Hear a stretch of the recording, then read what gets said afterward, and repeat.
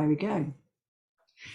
Okay, welcome everyone to this wondrous occasion where we are from Interprofessional.Global Cafe, and we have the pleasure of having Professor Jill Thistlethwaite from the University of Technology, Sydney, join us this morning. And my co-chair, I'm Lorraine Walker from Monash University, and the co-facilitator with Michael Sai from the Philippines. Michael will introduce himself shortly.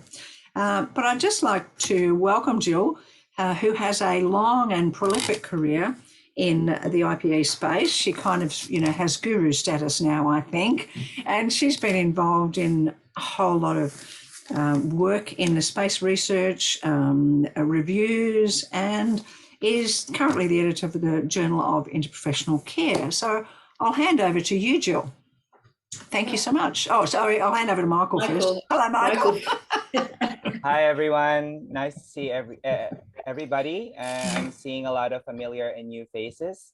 And I'm Mike. I'm from the Philippines, and I'm just excited to be here with Lorraine and Jill and everyone else. Looking forward to a new learning opportunity. Thank you. So thank you everyone for coming. It's morning for me. It's just gone 11:30 in the morning in New South Wales. Just like to say, I'm not the editor of the Journal of Interprofessional Care. I'm a senior editor. So Andreas is the editor-in-chief. Apologies. I have been involved with JIC for 25 years since I was recruited by Hugh Barr. If you all know.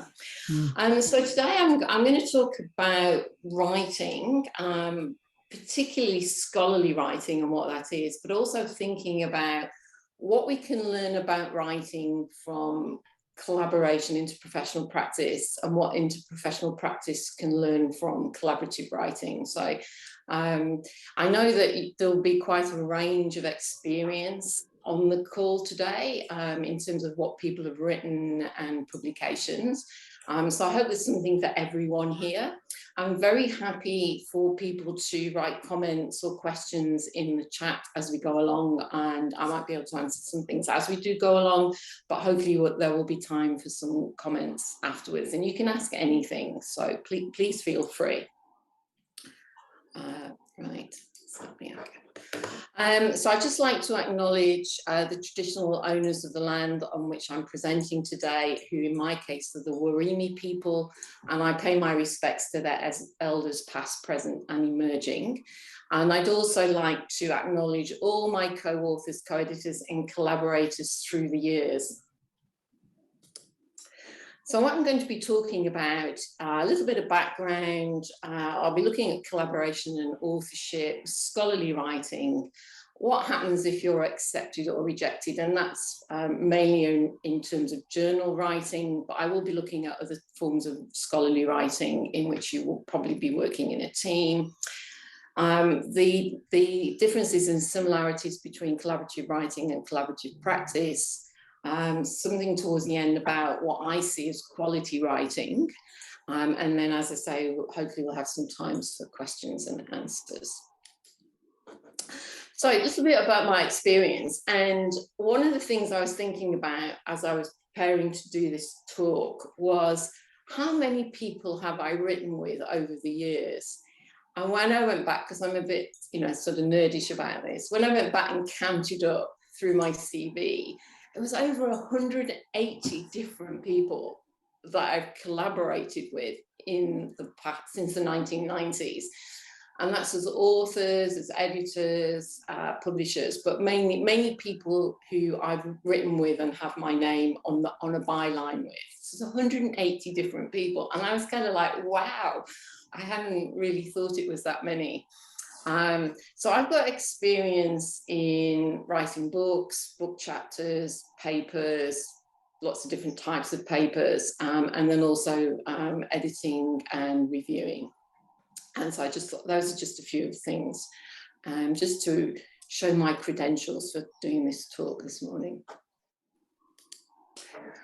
So in terms of what we'll be looking at the who, what, where, how and why of writing, and who is basically the reader and the writer. So whenever you're writing, one of the people or the people that are always behind you in terms of collaboration, though not as explicitly as your co-authors, are your readers. So it's about addressing your readers' needs, which has a parallel with healthcare in collaborative practice. Is about addressing their patients' and clients' needs. What we write, clinical, scientific, academic writing, lots of different types of writing that healthcare professionals get involved with. And there's all sorts of information about how to do this. And this is what I'm going to talk to, is a small part of that today. But one of the big questions when you are setting out on a writing task is, what is it I want to write about? And how do I want to write it? And then where do I want to put that? So it's always a bit of a shame if you spend time as a team writing and then you've got nowhere to publish. So what sorts of outlets are there to publish? How do you do it? How do you write? So getting started. Sorry? Sorry, they were, but I'll mute them. Yeah. And I'm going to be going into a lot of these things today because it's a huge topic, but there are increasing numbers of papers around now, many of which are open access on and about writing. But one big question that people sometimes forget is, why do I write? You know, what's my motivation for writing?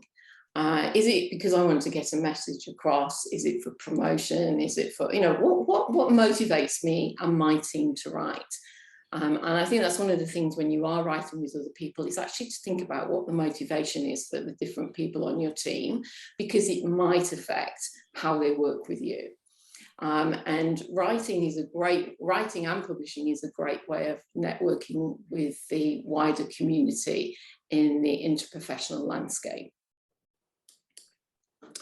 So are our collaborators friends or foes? And I have to say, in my experience, usually they're friends, but I have had a few foes along the way, and some very challenging collaborations in terms of writing. But these are some of the people who we collaborate with. So primarily our co-authors. So these are the people whose names will go on the paper or the chapter. But we collaborate in lots of the ways in writing, and these might be people who don't actually become official authors on our papers, but you know, the people that we move in the circles that we move in, our communities of practice, if you like. So educators, health professionals, researchers.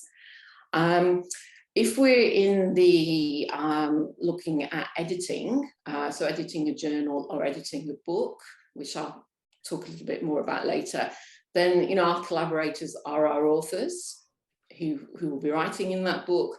Or if we're going to be a chapter in a book, then it's the editors of the book. So lots of different levels on which we're collaborating. Then we have to collaborate with publishers, which sort of probably people new to writing don't really think about. So what's the publisher's role in this, and what sort of collaboration should you have with them? And then the last few are more about what we're writing about. So the people we collaborate with to produce the text that we're publishing, who won't be authors but will be mentioned in that text. So they're in that community of being in the text. So research participants, learners, patients, sources of inspiration. And then the last group, who are definitely often foes rather than friends, are the peer reviewers that we meet along the way. And how do we engage with them? So lots of different ways in which we collaborate, and different modes of collaboration, I think. But I think it's important to realise that no one works in a vacuum. So you're not in your little garret with your candle working away slavishly by yourself. There are people around you, and collaborators of whatever kind that we've mentioned offer support. They help you to get the words right. They help with sharing analysis of data. And when you're successful, you can all have a virtual, or even nowadays, again, a real hug. And they're also fantastic for being shoulders to cry on if you're rejected. So you're not usually working in a vacuum. And I think these days, if you are working as a solo writer, you have to think, well, why is that? Am I missing out here? Now, I'm just going to put this in here. And this is really about authorship. So not all the people you collaborate with will be authors on your work. And I put this at the beginning here because this is important to agree on at the beginning of your work. Lots of people fall out because of authorship. And I just put that for the picture here about the collaborators is just pointing out one of the interesting things about the word collaboration is it's not always got a positive spin on it. And so just think about that word sometimes. But these are the official ways that someone can be an author on a paper. And so you need to be considering this as you go through with your team. Substantial contributions. They look at the work, they agree on the work. They may come to it once it's been drafted, but they revise it. They have an input, they have an imprint into that work. They approve the final version, right? And that is, everybody has a responsibility for that final version. So if there is plagiarism, everybody's responsible. And they also agree to be accountable. So I think you just need to keep thinking about that as you think about the authorship. And journals in particular will expect you to state that this has happened. Because authorship is important, it confers credit and has important implications. So all authors should describe their contributions and must take responsibility for their work. And another very important thing to remember is that writing involves reading. And reading also means getting out of your comfort zone and reading outside your silo, so outside your profession, outside your area. Just reading. Should always be reading, and then find some time to write. Okay. So if you think about scholarly writing, four main sources of dissemination: journals, and usually we talk about peer-reviewed journals, academic books, book chapters, and then reports. But I won't really talk much about reports because they're quite different and not got enough time really. So in terms of journals, there are ever increasing numbers of journals out there in the world. One of the things as a team of writers you need to be thinking about, again early on, is which journal are we going to target for our work, because that will have some influence on how you structure what you're writing. The credible scholarly journals, the ones that you need for your career, will have a peer review process. And while there are major issues with peer review, which I won't go into, that's the way we work now. So that's what will happen and is likely to happen in the near future. So there are some changes, and some of you will be aware of situations where you publish your work and then you get peer reviewed. So it's quite interesting. There's often one of the things that you're thinking about is the high impact factor of the journal, which is all to do with the number of citations, which is supposed to be an indication of how many people read your work. And again, there's lots of issues around that. But the higher the impact factor, the more papers the journal is likely to receive and the higher the rejection rate. So it's really important. And you may find within your team of writers that some people are really, we have to go for these high impact journals. And other people will say, well, actually, I think we've got a better chance. You know, this is about getting our work out there, and we've got a better chance with this journal. So it's really important to get an agreement on where you're going to try and publish your work. Journals can be quite a lengthy process to acceptance, but these days they're out there much quicker than they used to be. And again, if one of the really important things about what you're doing is that you get your work out there quickly, journals nowadays can be much quicker than in most of the forms of publishing. So that's, you know, that's also something that people think about. There are open access journals now, some of which are open access without payment. And, you know, the more that your work is open to people without payment, the more people are likely to read it. There's lots of different types of payment models. And then another thing to think about when you're thinking about the journal is there a limit on the number of authors?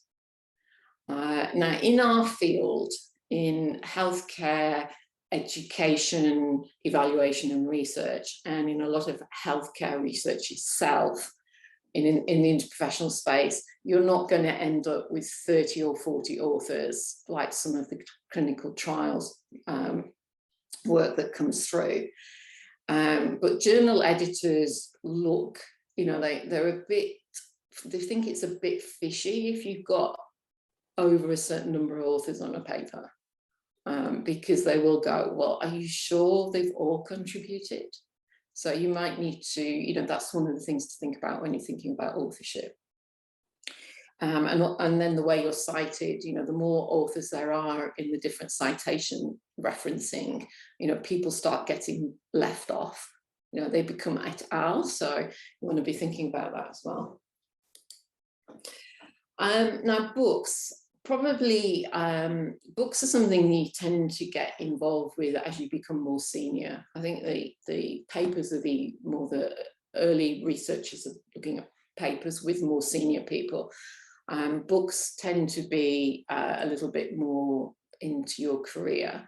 And often books, someone will, I've been in a situation, someone say, let's write a book.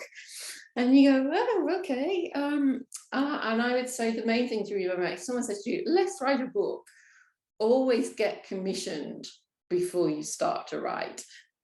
Okay, because it's a lot of work if you don't have a publisher handy.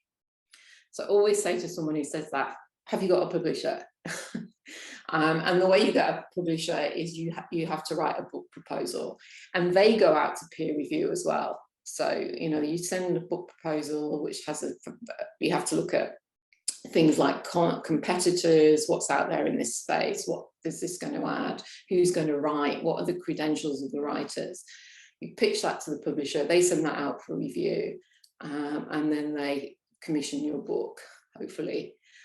And then you can either be, you know, this is a book that's going to be authored by your team, or you're going to actually be commissioning chapters from other people. So it's very rare that a publisher, unless they're a predatory publisher, email you and say, would you like to write a book for us? So if someone's doing that, they're almost always predatory and will be expecting payment somewhere along the line. With books, you may get royalties. Let me just say, I am never going to be able to retire on my royalties. I do get a little bit of money every year. Once I've paid tax on it, it's not very much. But it is, you know, it's something you may see some profit on. And if you manage to write a book that lots of people buy, maybe you will be able to retire. There are contracts with books, there are deadlines. There's a lot of work up front, and then it's a long time from being commissioned to your book actually being in print or online. So, you know, this is a factor. It can be from the day you sign the contract to the book comes out, you know, it can be well over a year, if not longer. So, you know, you need to think that through in terms of, you know, is this going to be out of date before it even comes out? So books, I mean, I enjoy writing books because you're not thinking, you know, journals can strain you a lot more than books, but they are a lot of work. And then book chapters. So that's usually someone's got a book commissioned, or they're thinking of getting a book commission, and they invite you to write a book chapter, which usually means your payment for a book chapter is you get the book. You don't get royalties. The editors get the royalties. So when someone invites you to write a book chapter, it's very important to know what the deadline is, and who you're working with and who's going to be editing the chapter, and having a good working relationship with the editors of the book. You know, the other, having some idea who the other book chapter people are, so you're not duplicating work. So you've got a large collaboration in that kind of a book. You need to have a full understanding of what's expected of you. Depending on the editing, you know, you still might need a lot of revisions. So the editors usually will act as peer reviewers. So book chapters can be quite a lot of work. And again, there's quite a long lag till publication. So just because we're talking about scholarly writing, I just thought I'd put this on. So scholarship, and this is scholarship of teaching and learning, but scholarship of anything, it contributes to the expertise of others. And that can either be through new knowledge, or it could be something that when they read it, it's helping them in their work or their practice. So scholarship has a quality component to it, and this is what we're talking about today. And the scholarship has to be an understanding of everyone in your collaboration, that this is about scholarship. And what if you actually look at this slide now and think of what's on here, and then think about how this might relate to interprofessional practice, you know, there's some clear similarities here. There's clear and achievable goals with your work. There's adequate preparation. You're basing your work usually on a theoretical framework. Depends on what you're doing. Using appropriate methods. So appropriate methods of care for the person you're caring for, that there's going to be significant outcomes, significant results, that you're going to disseminate your work, and that you're going to critically reflect on your work. So that's all scholarship, and that, you know, critical reflection on practice is similar. So there's a lot of similarities in the different fields in which we move: writing, practice, and research. So education, and I'm not going to talk too much about this, but there's quite a lot of confusion about what educational research is. So it's original work, and it is not routine quality assurance and evaluation. So education and evaluation may have a scholarly focus. It can be published, but it has to be really good. So when you're thinking about, so again, these are the sorts of things you need to talk about with your team. You know, are we actually doing research? Are we doing evaluation? What are we adding to the sum of knowledge? What's the point of this? How does it answer the so what question? So this is a definition of evaluation research. So systematic application of procedures for assessing conceptualization, design, etc. Evaluation research is a higher form of evaluation. Okay, so we've got evaluation research, and other types of research. And because, again, this for publication, and very important, if you need ethics, you apply for it early. Now, as an editor of a journal, over the last 20 years, I have seen the need for ethics approval change markedly in our field. From, oh, you know, it's just evaluation of education and learners, you know, we don't need ethics to it being almost always required now. And you may find that some of the people you're working with don't see this as an absolute necessity.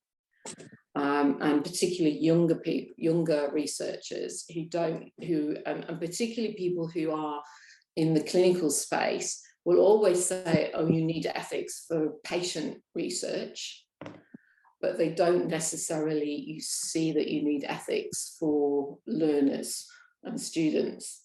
So again, this is something you have to discuss early. Now, these are 3 journals that I've been involved with over my time, and it is a bit depressing, the rejection rates. So it's very hard to find the most up-to-date JIC rejection, but I think it's running at about 75% now.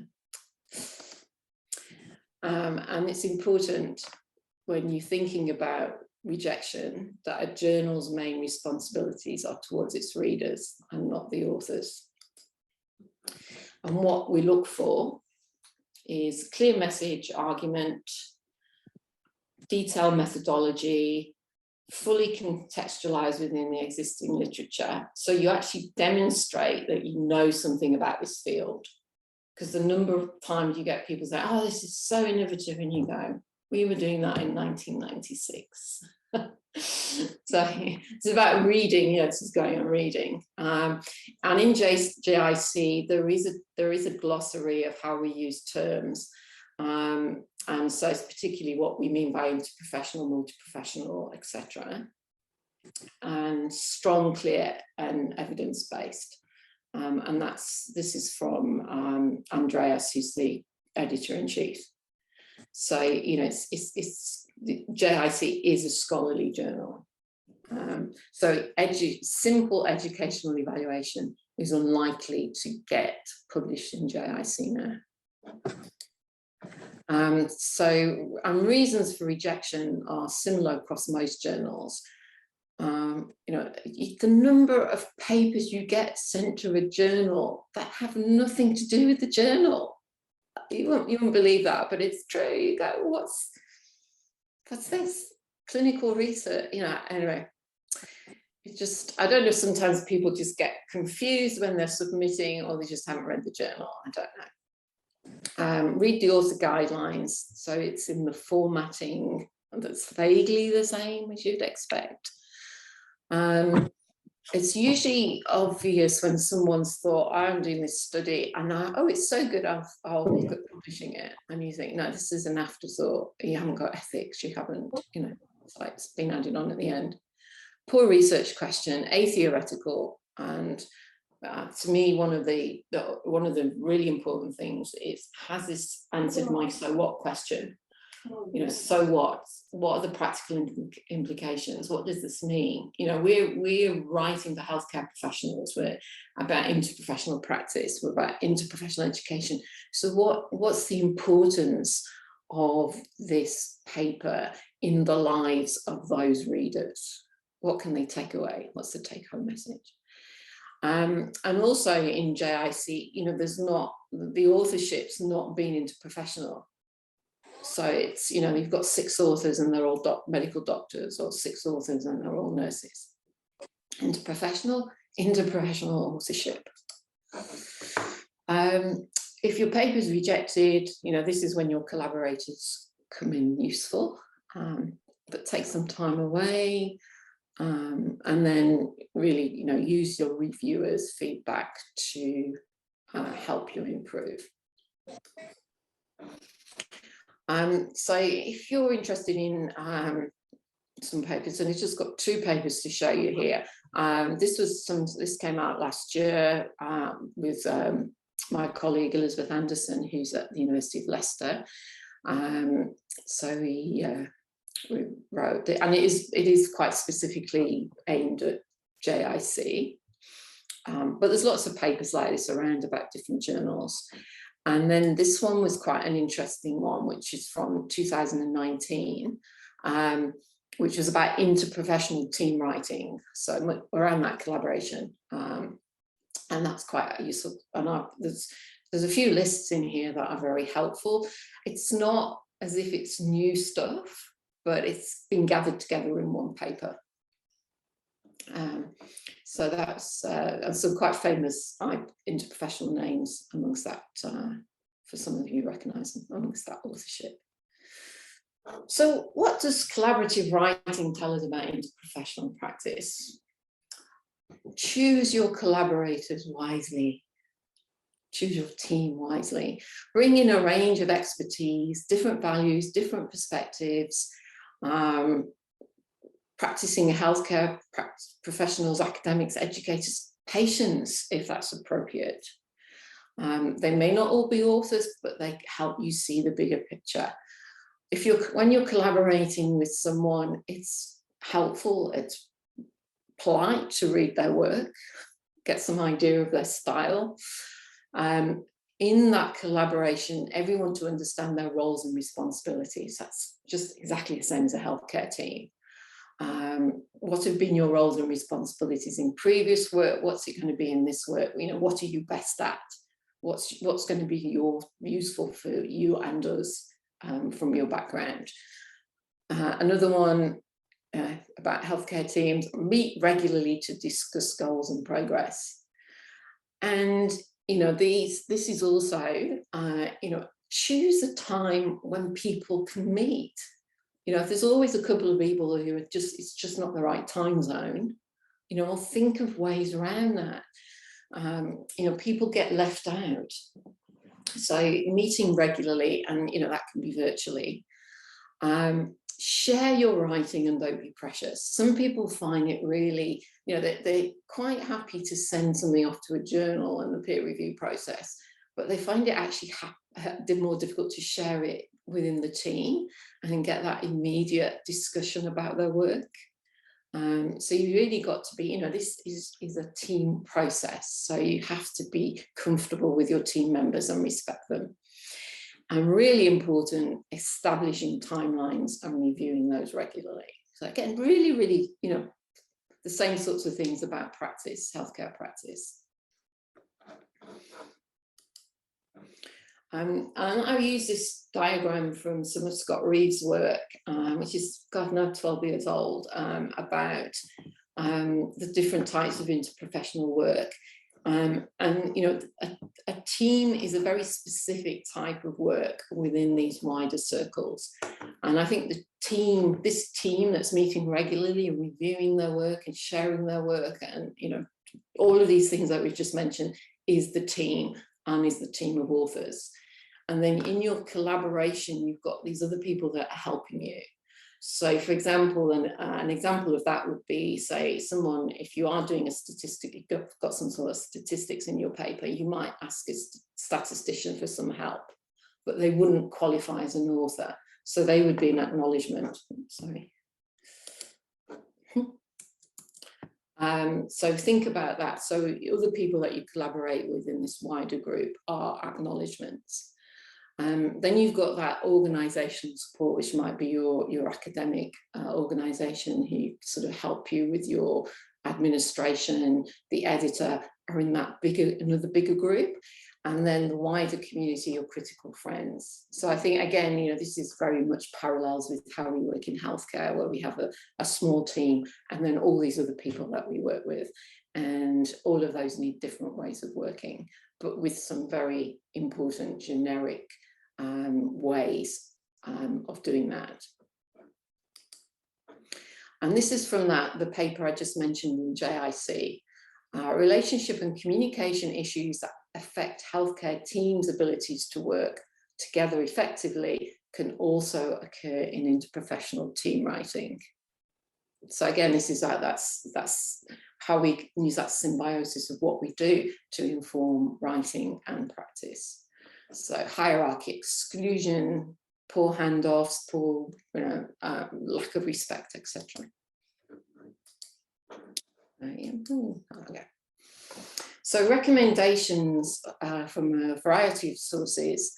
Your team, think about your team, think about the diversity, the inclusion and equity within that team, the different perspectives, the different health professionals, who are the best authors for this work that you're doing.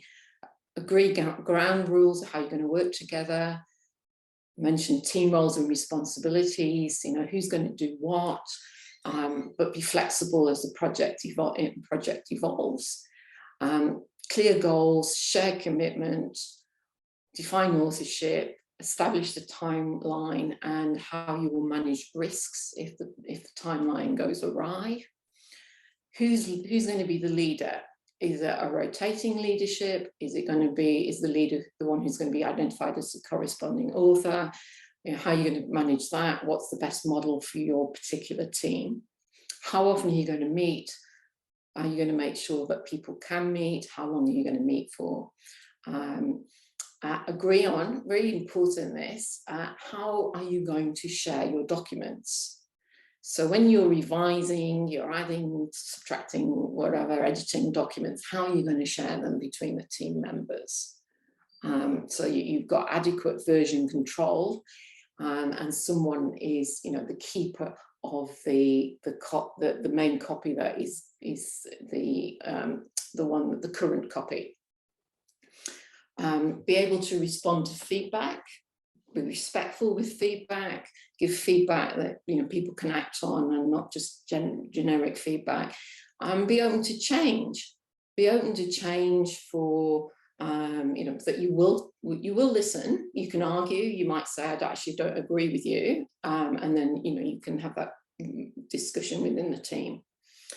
And then there's someone who needs to be the kind of admin person to when the document's done, who may or may not be the corresponding author, but who's going to do the proofreading, check the author guidelines, and make sure that this paper is okay to go. So not necessarily the content, but how it's been put together. Lots of different ways you can share documents now. One of the interesting things, and I don't know how true this is now, but when I was working with people in Canada, Canadian universities wouldn't allow them to use Dropbox. So I don't know, don't seem to talk about Dropbox as much now. It's more Teams and cloud-based Google Drive. But that's something. Again, in terms of inclusion, has everybody in my team got access to these tools, and have a tool that everyone's got access to, and how are you going to work with those tools? Now, you can do it with just Word documents and emailing it, but that's then you usually want two people working on the document together. You can do it, if you've got the luxury of actually being able to sit in a room, like the writer's room, and do this, then you can do it on the screen, but decide on what you're going to use and make sure everybody's got access to that and understands the etiquette of how you work with those tools. The other thing that sometimes happens with some of these is healthcare professionals who are in hospital-based settings who might want to do some work while they're over tea or whatever. If they get tea, probably don't these days. Some hospitals and health service computers don't allow access to some sharing tools. So again, you have to think about that. Is there a custodian of the referencing manual library? What are you going to use for that? Has everybody got access to that? So all of these kind of things. So it's usually good if one person is the sort of sorts all that out, who's good at technology. And again, the things that happen with healthcare teams, the attributes, democratic approaches, understand each other's value, knowledge and skills, active participation by all, you're signing up to be active. People need regular protected time for writing. Is that possible? Team members value and respect each other, and you always try and maintain professional relationships. Because teams, as we know, can become dysfunctional. Don't be the team that needs a referee. Authorship, major headache sometimes. And this is what happens within. You stop trusting people, you're worried about conflict, you're not committed, you know, the motivation goes, you start being late with your deadlines, you don't want to take responsibility, everything gets a bit sloppy. So, you know, be looking at that team relationship when you're writing. So, and the other things, so that's kind of when the team starts to fall apart for one reason or another, which you need to be aware of. But also watch out for when the team seems to be functioning quite well, but certain things happen in the writing process. So if you're writing by committee, it's sometimes obvious when, you know, oh, look, the authorship, it's like a bit like a change of key in music. Oh, look, you know, this is a different author, they write really differently to that one. And it's just like, oh, it's a bit strange. So look for that. You know, the sections have to blend.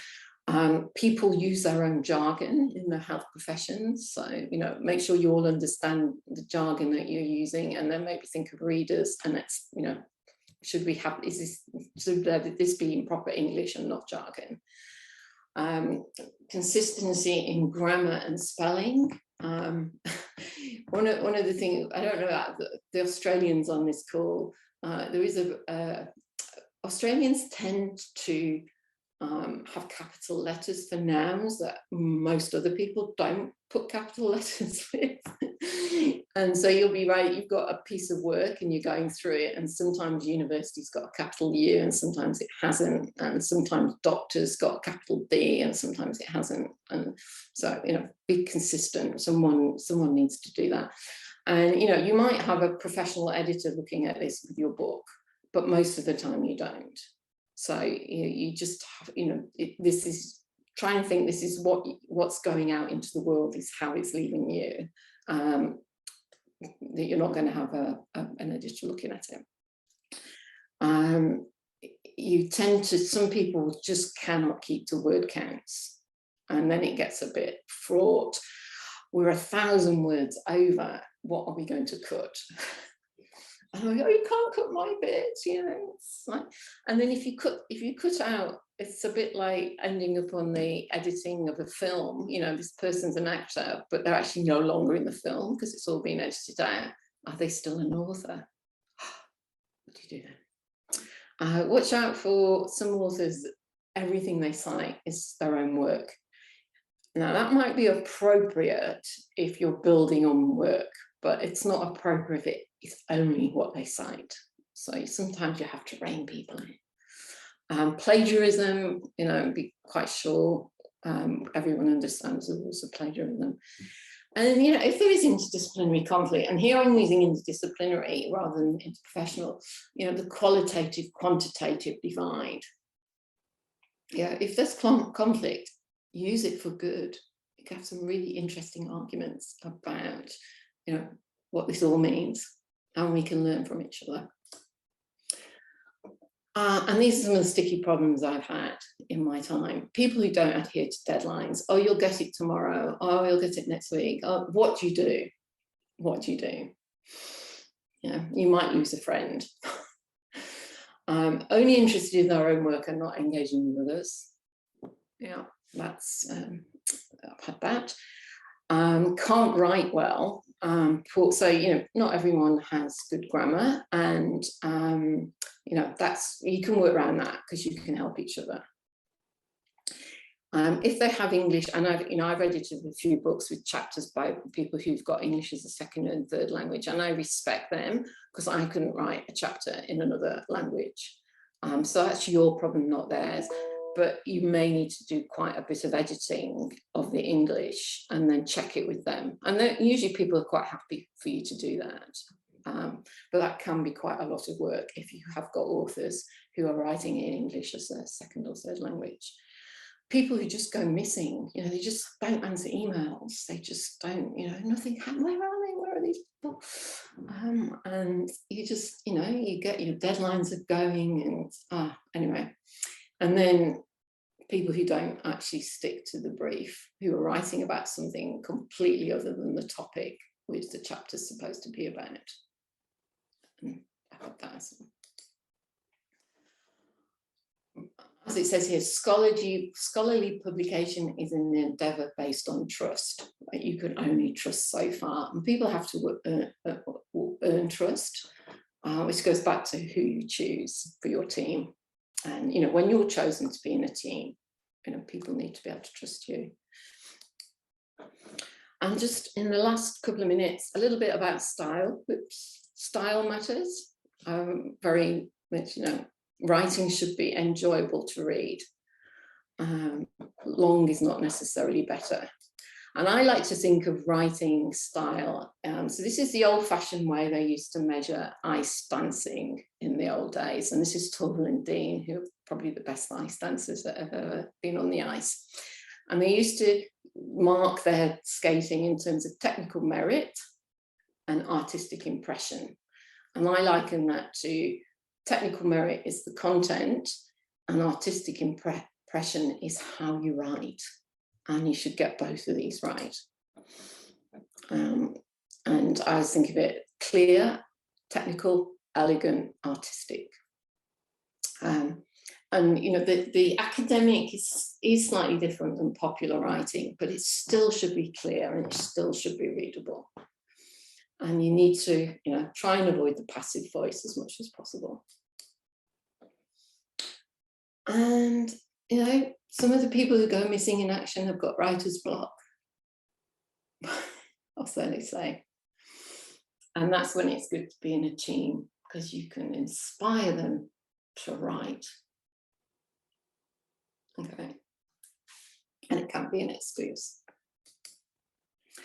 So if I was going to set you an exam now on the basis of this talk, that's your essay question.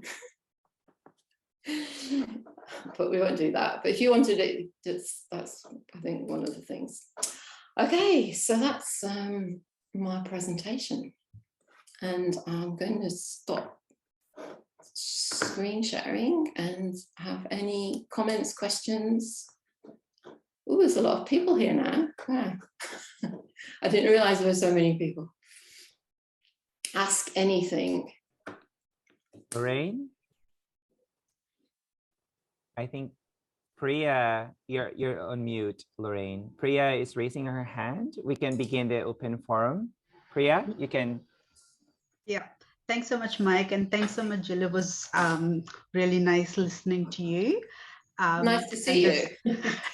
Likewise, thank you. Yeah, and just I was nodding my head throughout, and like Mike and I are leading a rapid review at the moment with some students. And I think we both feel reassured that, we are getting some things right, and, we could tick a lot of those boxes, but we've also experienced all of those things that you've talked about. There's always that one peer reviewer who you just cannot please, or, there's people in your authorship team that go missing and so on. So I could relate to pretty much a lot of things what you were saying. I'm just really interested in your comments about this one thing, because it's almost something I face on a daily basis. I'm a rural health researcher. I work as a senior research fellow with the University of Queensland within the Faculty of Medicine. But because my research area is almost perceived as quite narrow, like an educational researcher and working on IP research, and also more of the mixed and qualitative methods, it's almost like I'm ticking the wrong boxes, depending on the position that I hold and where I'm placed. And it's really hard to get work into high impact journals, the likes of the JIC, and a lot of my research are quite small. They're not very generalizable. They're quite rural, and, and I'm sort of getting better at working my way around that, but it's almost a daily struggle, because I'm always having to explain and defend, why I don't score similar to another level C, doing cancer clinical trials and things like that. So I'm just interested in your comments around that. Thanks. Yeah, I mean, that it is a very difficult thing, and it's a pressure of academic life, and the publish or publish something, pressure, whatever, publish, or I don't know, I can't think of the word anyway. Yeah. And sometimes it's not necessarily about quality, it's just getting things out there, and not necessarily what your heart's in. And I think I've been lucky in most of my career to be able to concentrate on things which I've been interested in, and I think one of the important things certainly for people who are doing, say, a PhD or a master's program while you're actually working, is having your research study or evaluation based on your work.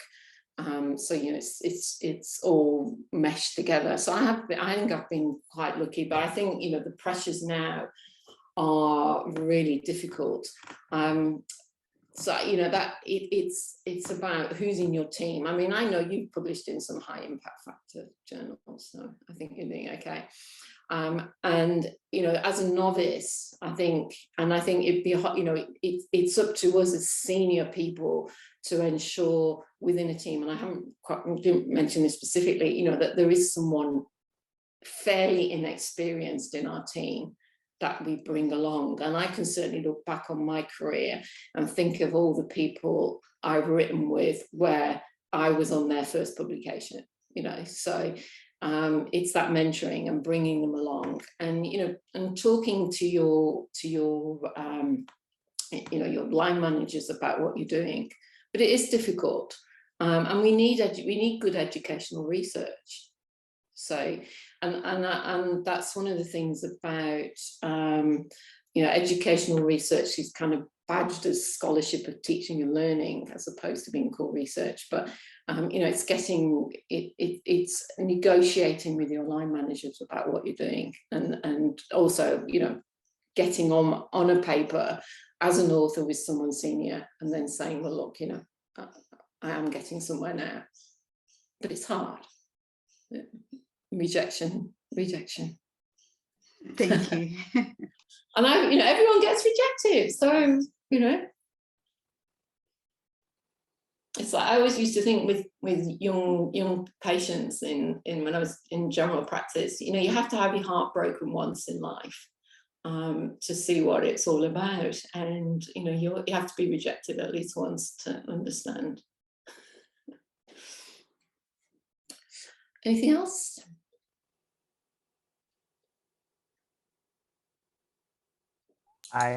While we are waiting for the others to ask or make some comments, Jill, I just wanted to comment on the presentation. I really like the useful tips that you shared with us.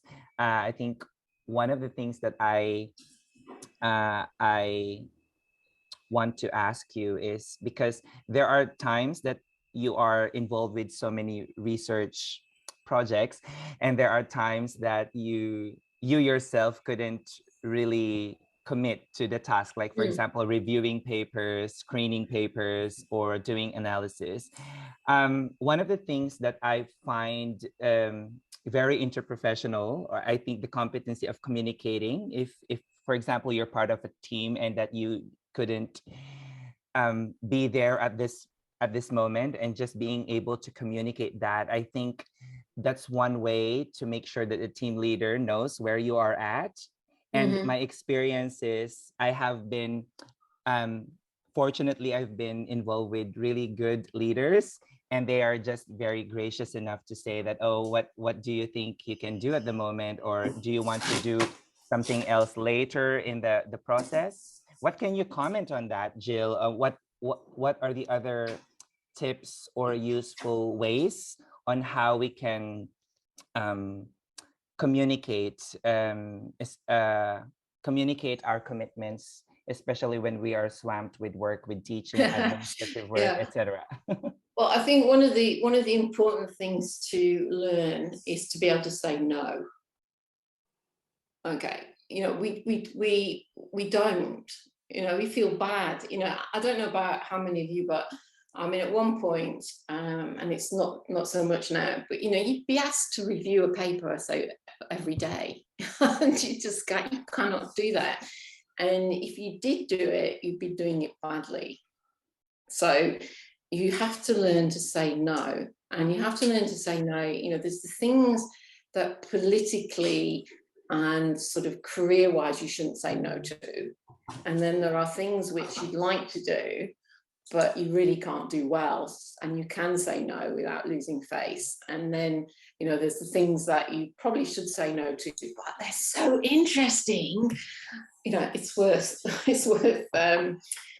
spending some time. But I think, you know, you need to keep a handle, and I think we can be quite bad at this. And you know, the whole work-life balance equation. And you know, as academics, you don't have a 9-to-5 job. We have to just be really careful.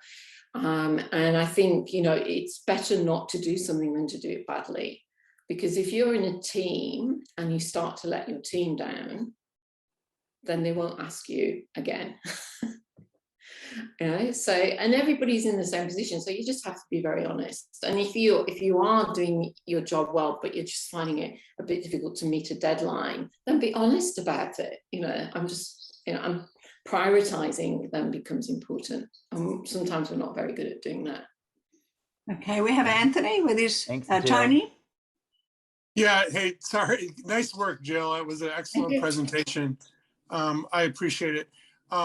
You were talking about kind of strategically choosing what you invest in. I was lucky to have some pretty good mentors when I was getting started, that you have to kind of pick your spots and be strategic about how the involvement, and I've been really lucky to be a part of good things too.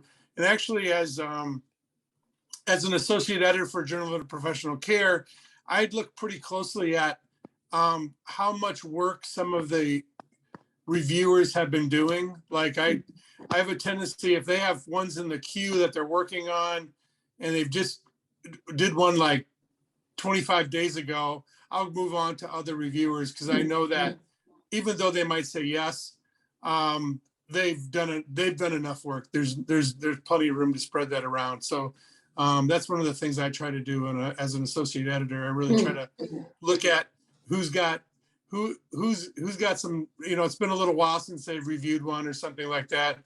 Maybe I'll assign them, but if somebody's got one they're already reviewing and then they've done a couple lately, I'll try to give them a little bit of a break. So anyway, thanks. Yeah, well, I think that's right. I mean, I you know, there's a lot of trust involved in this process. There's a lot of altruism. You know, I actually turned down something this week, which was to be a guest editor of something. I won't say any more than that. But it was like, you know, you don't get paid to do that. And yet, you know, this is a company that makes money out of authors and peer reviewers and edit. And so, you know, you have to, and I'm not saying just do things because you're going to get paid, but you sometimes just think, you know, the whole world of publishing is changing at the moment.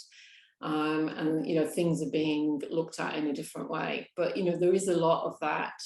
You know, if you actually add up your hours over a year, how much reviewing you're doing, which is totally unpaid. And if you're an academic being paid, then it's part of that, you know, so you're kind of being paid. But if you're not, if you're doing it in your spare time, it's just incredible what we do. And no one, you know, only recently have people started questioning this whole edifice as more and more journals come online. And, you know, they are making profits. So, you know, spread it around. So. Was there one last question before we finish? Did you say?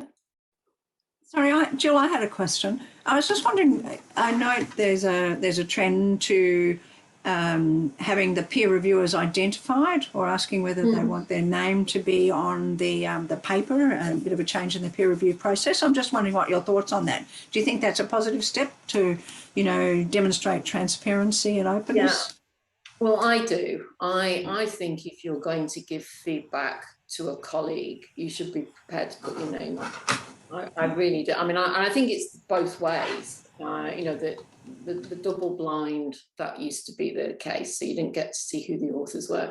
But often you could guess, or you could guess where they came from, or there was, you know, or you get something where everything was blacked out with, you know, if they'd self-cited, you know, like be references missing and bits missing, and the context is so important. So I think you should. Now, open access journals usually insist on it. but some don't. And I know Kevin Eva of medical education is not, you know, he thinks it should be up to the reviewers. And he says, you know, that some junior people find it difficult to review if they have to put their name on something. But if we're respectful and, you know, we give feedback in the right way, you know, even if we reject something, if we give it in that right way, and that's the trust, I think you should put your name on, and I always choose to. Yeah. Thanks. I just think, you know, that's just, you know, what are we doing? Yeah. Bit like marking an assignment. Got to take ownership. So, thank you. Well, thank you very much, Jill. It's been a pleasure.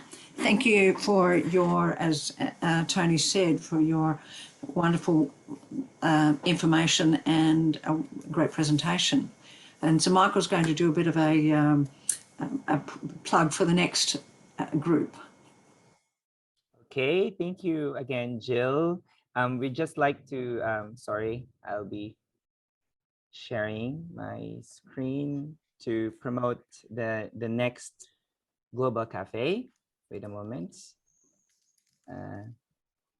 Here you go. Let's, here. So the next Global Cafe will be entitled How UBC, or University of British Columbia, Health's model of collaborative health education continues to evolve from IPE enrichment to integration. This Global Cafe will be presented by Carrie Krakowski, Deanne Bracewell, and Donna Drinan of the University of British Columbia. And the Global Cafe next month will be sponsored or hosted by the Canadian Interprofessional Health Collaborative. It will be on 12th of May, 2022, and it will be Canadian time, 1 p.m. It's 6 p.m. GMT, so it will be morning from here. So I hope to see all of you there, because Doreen here from Germany is at 4 a.m. now, and she's still with us, I guess. So we can probably do the same for the CIHC team. Thank you very much. Thank you so much, everybody, and thank you, Jill. I really appreciate it, and thanks everyone for attending. So, thank you. Bye. Bye. Bye.